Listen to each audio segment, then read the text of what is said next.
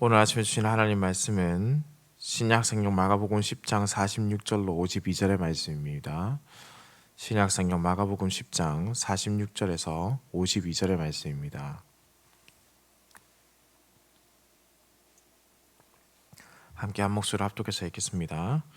그들이 여리고에 이르렀더니 예수께서 제자들과 허다한 무리와 함께 여리고에서 나가실 때에 디메오의 아들인 맹인 거지 바디메오가 길가에 앉았다가 나사렛 예수시란 말을 듣고 소리질러 이르되 다윗의 자손 예수여 나를 불쌍히 여기소서 하거늘 많은 사람이 꾸짖어 잠잠하라 하되 그가 더욱 크게 소리를 질러 이르되 다윗의 자손이여 나를 불쌍히 여기소서 하는지라.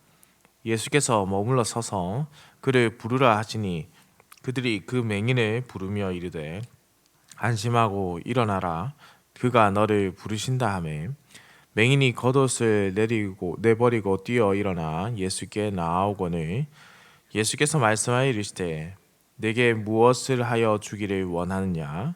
맹인이 이르되 선생님이여 보기를 원하나이다.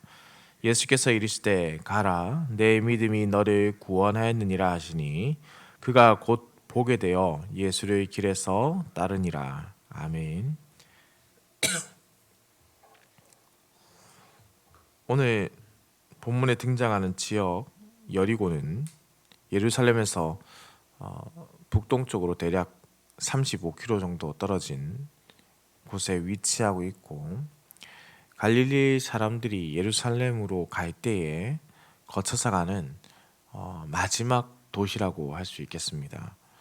이 여리고를 들렀다가 바로 나가시는 장면이 본문에 기록되어 있는데 아마도 예수님께서 지금 가고 있는 목적지가 예루살렘에 가까이 왔기 때문에 그래서 바로 나가시는 모습을 보이시지 않았나 추측할 수 있습니다. 예수님의 사역에 있어서 사역의 완성을 위해서 가야 하는 곳 예루살렘, 그 예루살렘이 이제 멀지 않았음을 알 수 있습니다. 그런데 그때 갑자기 한 인물이 나타납니다. 상당히 특이한 점은 이 마가복음에서 사실 치료받은 사람들이 많이 등장하지 않습니까? 우리는 이전에도 많이 보았지요. 그런데 유일하게 지금 이 사람만 이름이 기록되어 있습니다. 디메오의 아들 맹인거지 바디메오인데요. 그런데 사실 이 바디메오는 합성어입니다. 바르라는 아람어 바르의 헬라어 음역을 사용해서 이 바라는 단어를 사용하는데 이 단어가 해석을 하면 아들이라는 단어입니다. 그래서 바디메오 곧 디메오의 아들이란 뜻이죠. 바로 그 사람이 지금 예수님 향해서 소리를 치며 뛰어가고 있습니다. 디메오의 아들 바디메오. 굉장히 이 사람의 이름을 강조하고 이 표현을 강조하고 있지 않습니까? 그런데 지금도 그렇지만은 과거 앞을 보지 못하는 사람은 그 당시에도 참으로 큰 아픔을 겪고 있는 연약한 사람이라고 할 수 있지 않습니까? 심지어 그 사람을 두고 거지라고 기록하고 있으니 그가 얼마나 이스라엘 사회에서 사회적으로나 종교적으로 버림받고 있었는지를 알 수 있지요. 하나님 나라를 전파하러 오신 예수님께서 하나님 나라에서 홀대해서는 안 되는 사람이 누구인지를 알려주고 있습니다. 지금도 그리고 그 당시에도 외면받았고 홀대를 받는 연약하고 나약한 자들이 맹인과 거지라고 할 수 있습니다. 이들을 외면하면서 하나님 나라의 도래를 말해서는 안 된다는 것이죠. 교회는 언제나 약자에게 관심을 가져야 합니다. 소외된 자에게 마음을 쏟아야 하는 것이죠. 이러한 관점이 바로 예수 그리스도의 마음을 본받는 교회의 모습이라는 것을 우리 또한 기억해야 되겠습니다. 바디메오는 매우 적극적으로 예수님을 부르고 있습니다. 그는 나사렛 사람 예수의 이름을 듣고는 소리를 질렀습니다. 다윗의 자손 예수여 나를 불쌍히 여기소서. 핵심이 어디에 있겠습니까? 우리가 이 본문을 읽으면서 이 바디메오가 무엇을 했는지, 예수님께서 무엇을 하셨는지를 잘 이해하기 위해서는 본문을 천천히 다시 읽어보면 이 말씀에서 핵심은 듣고에 있습니다. 변화의 시작이 들음에서 나지 않습니까? 바디메오가 예수님의 이름을 듣고 소리를 내었습니다. 예수님의 사역의 주변 인물들이 반복적으로 예수님의 가르침을 들음에도 불구하고 변화되지 않았던 것과는 대조적으로 예수님에 대해서 들은 그가 적극적으로 지금 예수님께 나아오고 있다는 것을 우리가 볼 수 있습니다. 바디메오는 매우 간절하게 다윗의 자손이여 라고 외칩니다. 그가 왜 다윗의 자손이라고 부르고 있을까요? 그 당시 유대인들이 간직해왔던 그들의 간절한 신앙 때문이겠습니까? 유대인들은 하나님의 아들과 그리스도 그리고 왕 같은 의미로 이 메시아를 받아들여 왔습니다. 그래서 이 메시아 곧 그리스도란 이스라엘의 국가적인 부흥을 가져오는, 다시 말해서 그 당시 로마의 압제를 받고 있었던 이스라엘이 해방을 맞이하게 되는 그 일에 가장 중심적 역할을 하는 분이 바로 그리스도 메시아라고 생각을 가져왔고 그 기대를 그들이 가지고 있었습니다. 그러나 바디메오는 지금 국가적인 의미에서의 회복을 말하고 있는 것이 아니죠. 치유적 의미에서 외치고 있기 때문에 무엇인가 그렇게 해석하기에는 어울림이 없습니다. 그래서 학자들은 에스겔서 34장에서 그 근거를 찾는데요. 34장에서는 목자 없는 양같이 병들어 버림받은 백성에 대해서 16절에 이렇게 기록합니다. 그 잃어버린 자를 내가 찾으며 쫓기는 자를 내가 돌아오게 하며 상한 자를 내가 싸매주며 병든 자를 내가 강하게 하려니와 살찐 자와 강한 자는 내가 없애고 정의대로 그것들을 먹이리라.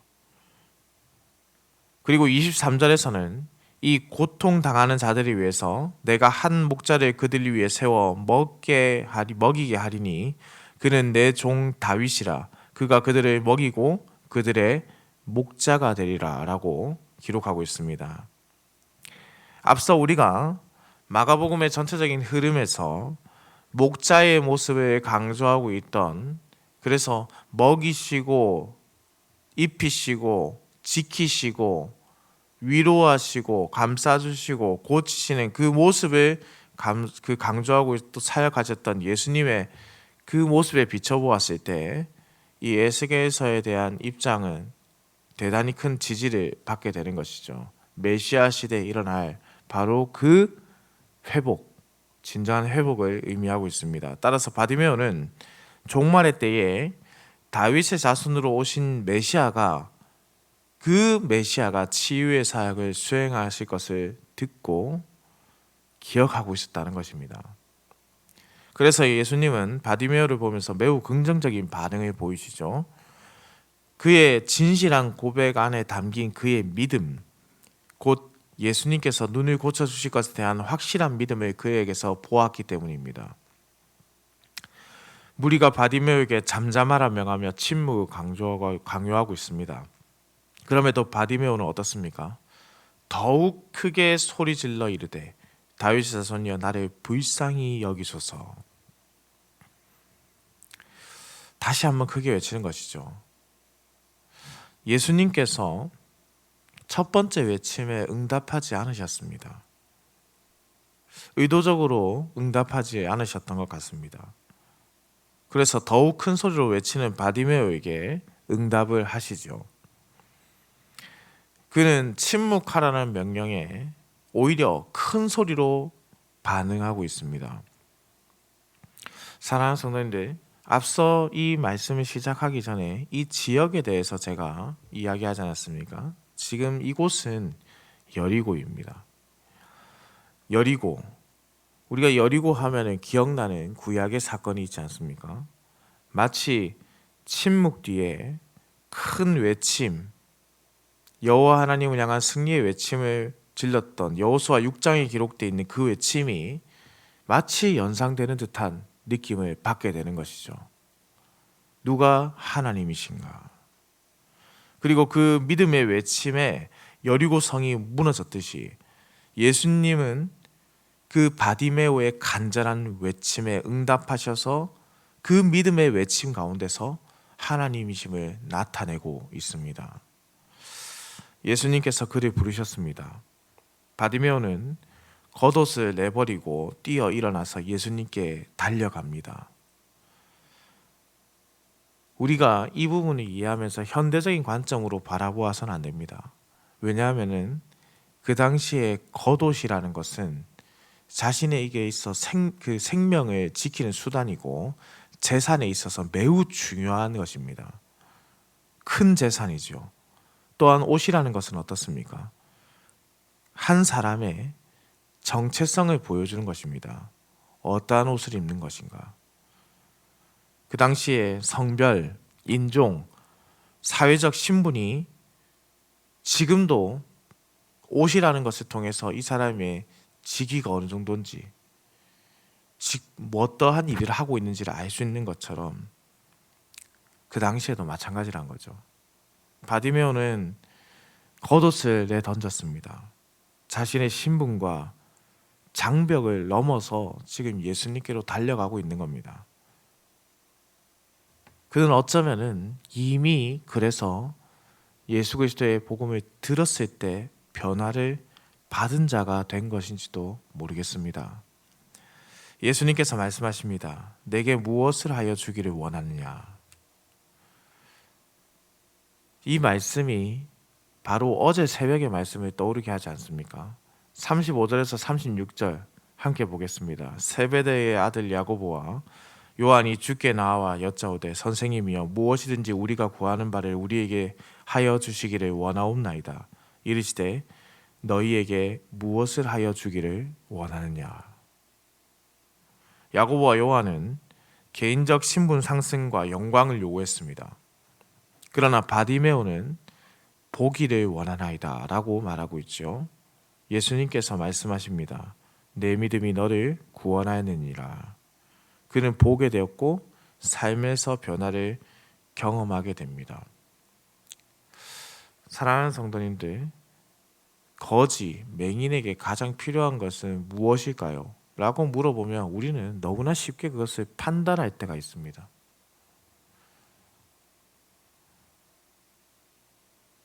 제가 아는 한 목사님께서 청년 한 명이 너무나 힘들게 사는 것을 보면서 자기가 도움을 주고자 했습니다. 어머니 한 분을 모시면서 그 어머니 한 분의 치료비를 감당하기 어려운 이 청년에게 어떻게 하면 좋을까? 여기저기 사방팔방 알아보다가 한 집사님이 좋은 일자리를 소개해줘서 그분을 소개시켜줬습니다.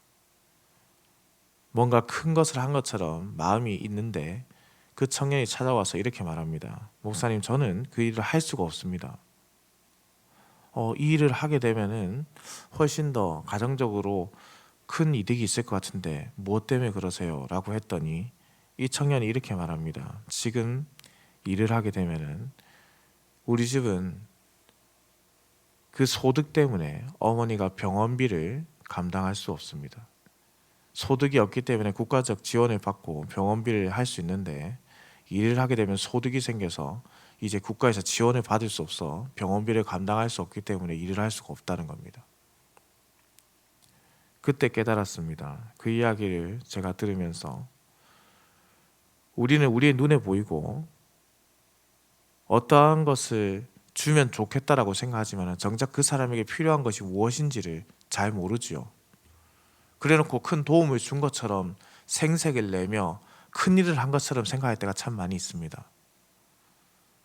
그런데 여기서 예수님께서 과연 이 바디메오가 원하는 것을 모르셨을까요? 그렇지 않겠죠.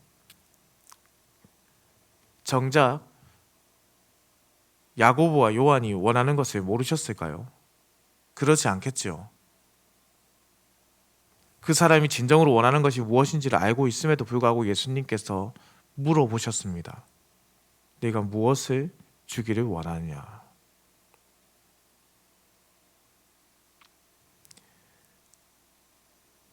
그리고 믿음의 고백을 한 이 바디메오는 믿음으로 나을 것을 오히려 그 믿음 대답을 통해서 고백을 한 것입니다.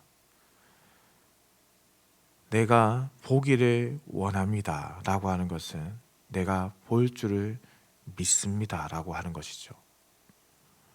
사랑하는 흥덕행상교회 성도님들, 바디메오는 길가에 앉아있던 맹인 거지였습니다. 그런데 그가 예수님을 만나 눈을 보게 되었고 앞을 보게 되었고 심지어 본문의 마지막에는 어떻게 표현됐냐면 그 길에서 예수님을 따르는 자로 변화되었다고 기록합니다. 그가 보고 나서 한 일이 예수님을 따르는 것이었다는 겁니다. 주님은 예루살렘으로 구원의 여정을 떠나셨죠. 그 구원의 여정은 우리가 잘 알고 있듯 죽음을 맞이해야 하는 여정입니다. 바디메오는 그 죽음의 여정에 동참하고 있습니다. 그곳에 주님이 함께하고 있기 때문에 그는 지금 무엇을 해야 하는지, 무엇이 되는지, 무엇을 선택해야 할지를 잘 알고 있습니다. 어쩌면 눈을 보게 된 것보다 훨씬 더 참된 의미로서 내 믿음이 너를 구원하였다 하시는 그 참된 의미로서 예수님을 지금 바디메오가 따라 걷고 있다는 겁니다. 길가에 앉아 구걸하던 삶을 살던 바디메오가 받은 구원은 참 목자를 만나서 참 목자가 누구인지를 듣게 되어 그 목자를 만나서 보게 되고 참 목자를 따라서 생명의 길을 걸어가는 것으로 지금 강조되고 있습니다. 사랑하는 성도님들, 주님의 이야기를 들은 바디메오는 반응했고 그는 들은 대로 부르짖으며 구원을 간절히 소망했습니다. 그는 자신을 잘 알고 있었고 구원을 받아야 하는 존재, 곧 긍휼히 여김을 받아야 하는 존재임을 알고 있습니다. 예수님께서는 하나님이심을 그래서 그러한 자들에게 나타내 주셨습니다. 하나님 나라가 무엇인지를 보여주시고 메시아 시대에 어떠한 일이 일어난지를 나타내심으로 그분이 메시아이심을 나타내셨죠. 예수님은 위에서 군림하는 분이 아니고 이 땅에 오셔서 사역 내내 하나님의 나라가 무엇인지를, 섬김이 무엇인지를, 약자에게 어떻게 대하여야 하는지를, 고통받는 자들을 바라보는 극률한 마음이 무엇인지를 참 목자된 모습을 통해서 계속해서 알려주셨습니다. 우리는 어떻습니까? 우리는 긍휼히 여김을 받아야 하며 동시에 하나님 나라를 긍휼한 자에게, 긍휼히 여김을 받아야 할 자에게 전하며 살아가는 그 부르심을 잃어버리고 살고 있지는 않은지요. 사랑하는 성도님들, 부르짖으시기 바랍니다. 주님이 외면하시는 것 같으나 듣고 계십니다. 더욱 크게 부르짖으십시오. 그리고 침묵하라는 압박을, 그 압박을 우리가 다른 불쌍하고 연약한 자들에게 가하지 않기를 소망합니다. 그들의 아픔에 반응하는 자들이 되기를 소망합니다. 그들의 슬픔과 아픔에 반응하고 진실한 믿음의 부르짖음으로 주님을 외치는 이 기도의 시간이 되기를 소망합니다. 사랑하는 성도님들, 저는 여러분들이 무엇을 원하는지 알 수 없으나 우리 주님은 알고 계십니다. 그리고 고백하길 원하십니다. 믿음으로 그것이 이루어질 줄 믿습니다. 메시아께서 그 일을 행하실 것입니다. 더욱 크게 부르짖으시고 더욱 간절히 우리 주님의 이름을 붙잡으십시오. 주께서는 그 일을 하실 수 있는 하나님이십니다. 오늘 우리에게 이러한 믿음이 있기를 우리 주님의 이름으로 축원합니다. 기도드립니다. 사랑과 은혜가 풍성하시며 인간의 생사화복을 주관하시는 살아계신 우리 하나님 아버지, 지난 간밤에도 급하고 어려운 소식 없이 우리를 지켜주셨다가 이렇게 아침을 깨워 주의 전으로 불러주시니 감사와 찬송을 올려드립니다. 이 기도의 시간에 우리 주님을 더욱 부르며 주님의 긍휼하심을, 주의 긍휼을 구하는 은혜가 있게 하여 주옵소서. 하나님 아버지, 하나님 나라를 애통하는 연약한 자들의 것임을 믿습니다. 우리가 더욱 주님의 이름을 부르고 연약한 자들을 외면하지 않는 교회가 되게 하여 주시고, 소외되고 아픈 자들이 주님의 이름을 간절히 부를 때에 막아서는 자 되지 않고 오히려 주께 인도하는 교회가 되게 하여 주시옵소서. 오직 주님만이 우리의 참 목자이심을 믿습니다. 오늘도 운전하는 모든 성도들의 운전대를 붙잡으시고 들어가거나 나가거나 복을 누리는 흥덕향상교회 성도들의 삶이 되게 하여 주시옵소서. 감사해 드립니다. 살아계신 우리 주 예수 그리스도의 이름으로 기도드립니다. 아멘.